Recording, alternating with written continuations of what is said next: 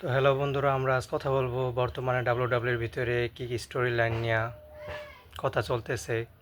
তো প্রথমত কথা চলতেছে রোমান রেঞ্জ আর সেথ রলিন্সের নিয়ে।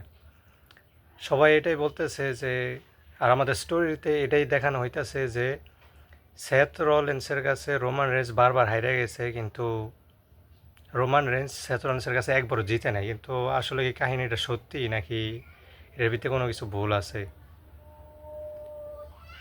আমার যতটুকু জানা আছে, আমি যখন থেকে ডাব্লিউডাব্লিউ দেখি, আমি দেখছি রোমান রেঞ্জের বিগ ডগের যখন ক্যারেক্টার ছিল, তখন বিগ ডগ হিসেবে রোমান রেঞ্জ একবার সেথ রলিন্সে হারাইছিল। যদিও ইন্টারফিয়ারেন্স থাকে, রোমান রেঞ্জের এমন খুব কম ম্যাচই থাকে যেটার ভিতরে কোনো ইন্টারফিয়ারেন্স থাকে না।